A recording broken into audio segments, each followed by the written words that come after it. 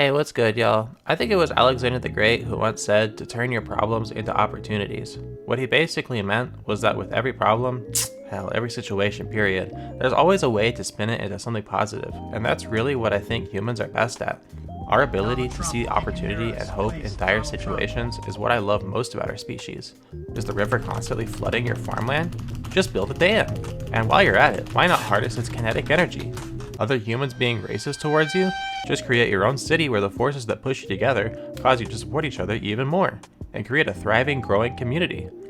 By the way, I'm still pissed from learning that racist white people literally got so butthurt that they burned it down. Could have been a thriving major cultural hub by this point, but that's besides the point. What I'm saying is that even in the worst of situations, there's literally never a good reason to not lock in. And this brings me to today's topic. You see, I'm a trans woman, and for many, many years, I've mostly viewed it as a curse. It did nothing for me but alienate me and bring me an immense amount of mental anguish. And to be honest, it probably will still continue to do so. But the thing is, after years of transitioning in a house that doesn't support me, and in a body that only brings me pain, and retreating online to places like doomer trans subreddits to constantly lament about how absurd it is that I was given the most Disney Channel ass curse imaginable, I've come to a point where I finally think I'm done thinking of it this way. This isn't to say that there won't always be parts of being trans that suck, but you know what? That's just what it means to be human. Maturing for me is realizing that there will always be negatives and positives to any position in reality, and it's up to us to find and nurture the positives in spite of the negatives. But even the negatives are a necessary part of the equation. There can't be light without dark. I've been stewing in the darkness of the trans experience for so long that I've become intimately familiar with it. Now, that being said, I think it's time I moved on from feeling sorry for myself. I'm tired of giving transphobic assholes something to weaponize against me. It's time to finally realize that being trans is not a curse, it's a gift.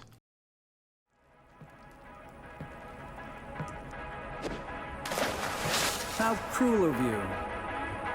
Have you no heart left inside of you, Maki?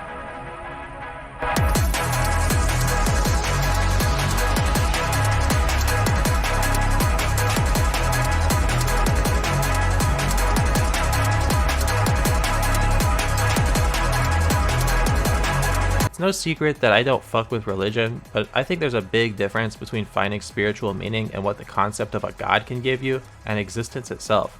What I mean is that with a god and an afterlife, there's really no choice but to accept the authorized version of reality that is given to you. In other words, you don't really get to find yourself. You instead find God, because God is the end-all be-all of meaning.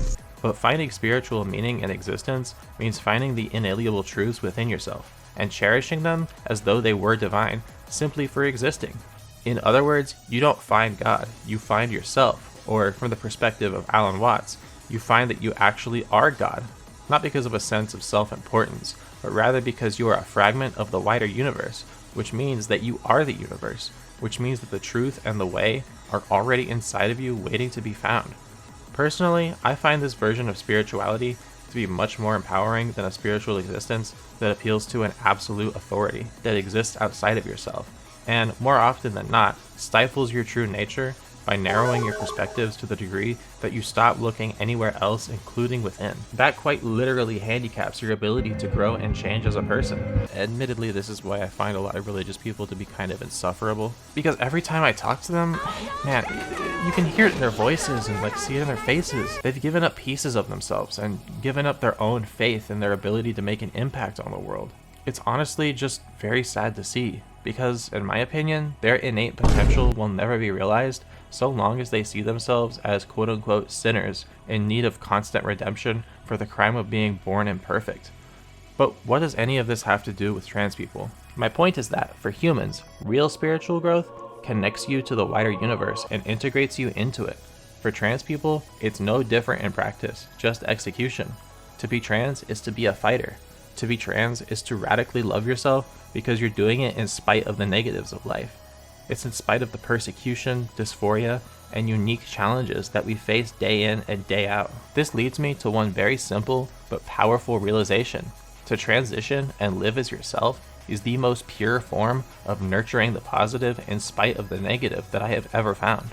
The gift of being trans is not that it's quote-unquote special or privileged or hedonistic. as the conservatives often strongly misidentify.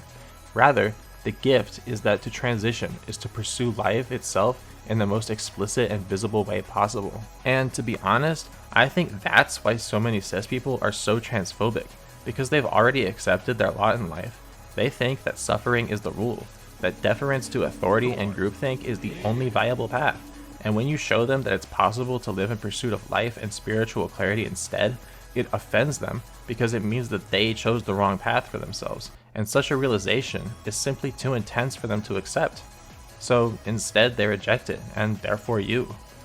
I've experienced this firsthand through my own father, when he said to my face that it's not fair that I should get to do whatever I want, while he had to slave away his whole life under the system just to get a semblance of freedom. But you know what? I reject that. The idea that you quote-unquote get what you get and don't throw a fit is, in my opinion, deeply anti-human. Because as I said at the beginning of this video, the most human thing one can do is to pursue hope in spite of the negatives of life. I think that for all of human history, we've been slowly loosening the grip of those in power who would see our humanity stifled for the sake of it. That's why we went from feudalism to liberalism, after all. And also, Life fascists are absolute bums. Get fucked, losers. How does it feel to be anti-human? Fucking bum asses can't make decisions without your big bad daddy masters telling you what to do. Get fucked. Anyways, go watch my other videos. Bye! Hey, what's up everyone? Thanks for watching the video. Real quick at the end, we got a bunch of new channel members. We got Okashi Snip, Milk Puddle, that's a pretty interesting name. Skylar Morrison, 15s, Worst Chloe, and Miss Cosmos A and B's. Thank you guys so much. And if you want to get shouted out at the end of the video, you could just become a member as well.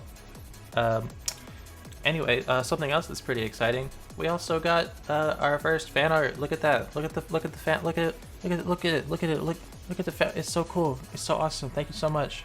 I feel honored. I feel grateful. Thank you. I promise I'm gonna make a Discord in the future. At some point in the future. I just don't know how I'm going to like get Discord mods. I've never really done that before, so I still got to figure it out. But stay tuned for that. Also, thank you guys so much for the support on like the Yap video that I made. It was just like a really quick thing that I decided to do, and people seem to take it pretty well. Let me know if you guys want more like Yap session videos. And thank you for the kind words. Like seriously, the fact that I can make such a impact on people's like lives, it's honestly like so cool, you know. I feel the growing responsibility that comes with that, but that's why I am trying to spread a little bit more positivity. Anyways, stay golden, drink plenty of water, and tell your loved ones that you love them. See y'all later.